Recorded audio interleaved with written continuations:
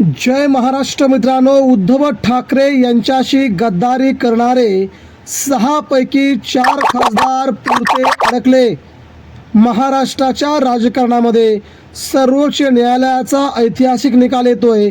ठाकरे गटाच्या 6 खासदारांच्या अपात्रतेचा मुद्दा आणि राजकीय भूकंप।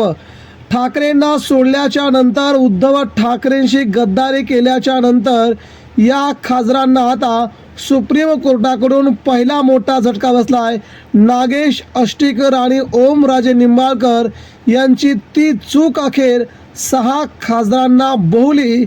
सर्वात अगोदर पक्ष सोडणं या दोघांना पडलं महागात, तर 4 जणांनी वेगळा पक्ष सोडणं ही देखील सगळ्यात मोठी बाब अखेर आली समोर।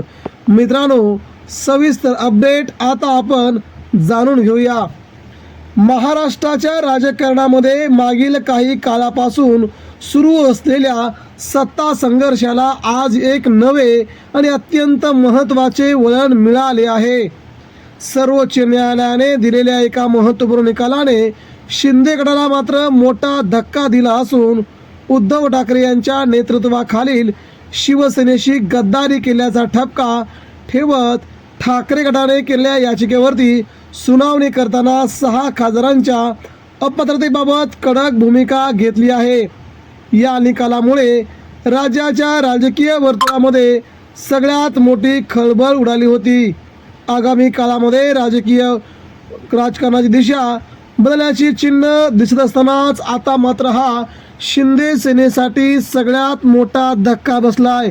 ना धड आता इकडे उद्धव ठाकरे सोबतीला घेत आहेत, ना एकनाथ शिंदेंना सोबतीला घेता येत आहे। 3 वर्ष खासदारकीची राहिली असतानाच मित्रांनो, या खासदारांना पैशाची आमिष दाखवली गेली, पैशाला भुलले गेले आणि स्वतःची खासदारकी मात्र गोत्यात आणून बसले।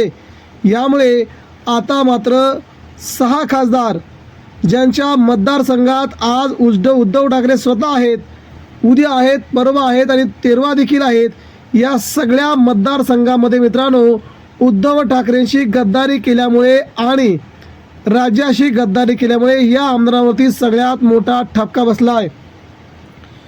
शिवसेनेत फूट पडल्यानंतर राज्यात शिंदे भाजप युती सरकार स्थापन झाले।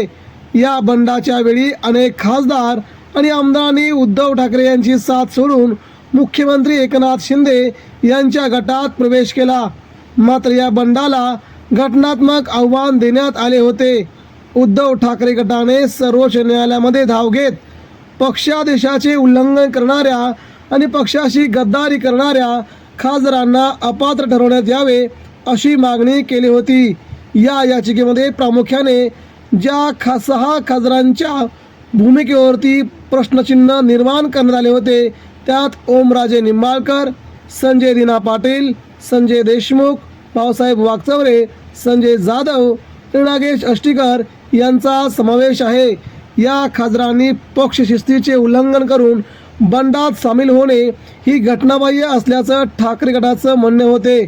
सर्वोच्च न्यायालयामध्ये उद्धव ठाकरेंच्या शिवसेने अशी माहिती देखील दिली आहे।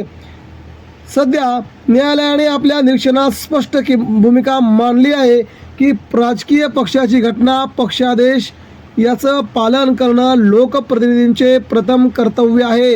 केवळ वैयक्तिक राजकीय महत्त्वाकांक्षेसाठी पक्षाशी प्रतारणा करणं हे कायद्याच्या चौकटीत बसत नाही, असं शिवसेनेचे वकील असणारे कपिल सिब्बल यांनी हे महत्त्वपूर्ण विधान करून महाराष्ट्राच्या राजकारणात या 6 खासदारांना मोठा धक्का दिलाय।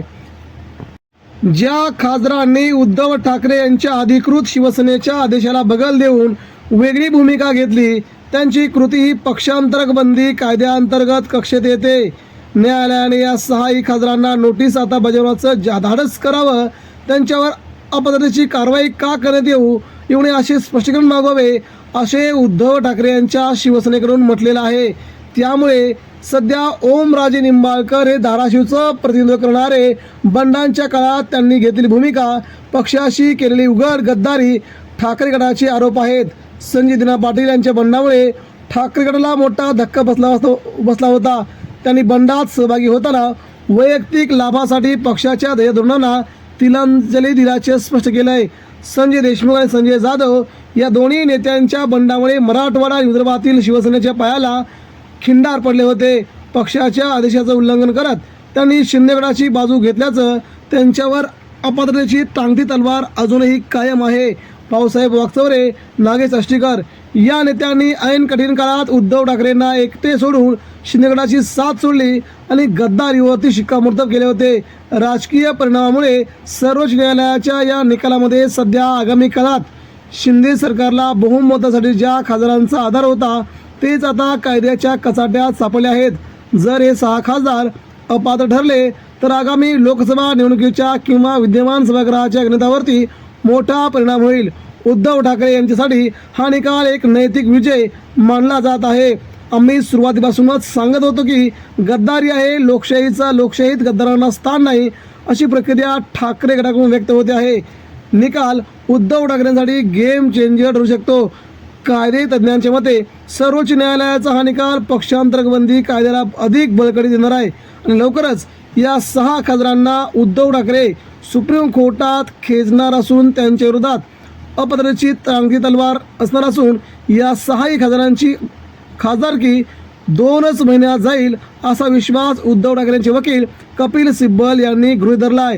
त्यामुळे 6 खासदारांची खासदारकी गेल्यानंतर ना धड एकनाथ शिंदे ना उद्धव ठाकरे आता मध्येच खासदार घरी बसतील. हीच मोठी अपडेट सध्या महाराष्ट्राला मिळेल.